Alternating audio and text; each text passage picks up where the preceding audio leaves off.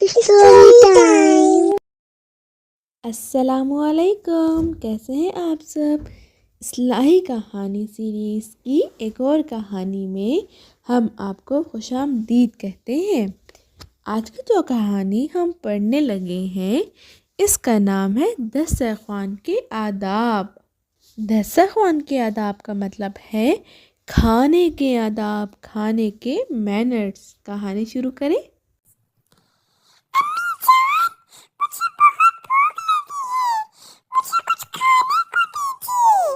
سعد نے امی سے کہا۔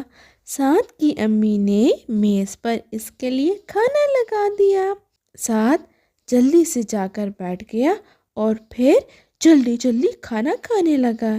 یہ دیکھ کر سعد کی امی اس کے قریب آئیں اور بولیں، یہ دیکھیے سعد کو کتنی بھوک لگی ہے کہ وہ جلدی جلدی کھا رہا ہے۔ سعد کی امی کیا بولی؟ بیٹا تم کچھ بھول رہے ہو۔ وہ کیا امی؟ سعد نے حیرانی سے کہا۔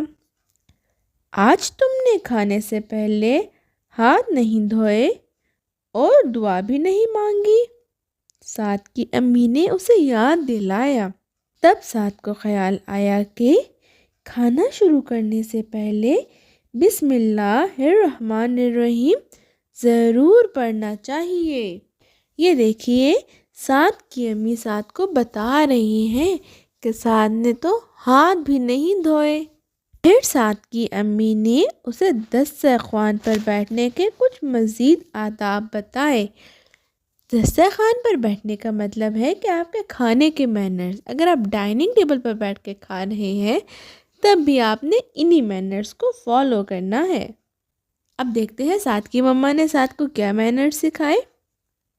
مثلاً کھانا کھانے سے پہلے خوب اچھی طرح دونوں ہاتھ دھونے چاہیے تاکہ ہمارے ہاتھوں پر لگے ہوئے جراثیم اچھی طرح صاف ہو جائیں۔ کھانا ہمیشہ سیدھے ہاتھ سے کھانا چاہیے۔ کھانا ہمیشہ چبا چبا کر آرام سے کھانا چاہیے تاکہ غذا حلق میں نہ پھنسے۔ سعد کی مما سعد کو سمجھا رہی ہیں۔ کھانا خاموشی سے کھانا چاہیے کیونکہ کھانے کے دوران باتیں کرنے سے ہو سکتا ہے کہ منہ کا لقمہ اچھل کر سانس کی نالی میں پہنچ جائے اور آپ کو تکلیف ہو۔ کبھی کبھار جو کھانسی ہو جاتی ہے نا، وہ کھانے کے بعد اللہ کا شکر ادا کرنا ضروری ہے جس نے آپ کو یہ رزق عطا کیا۔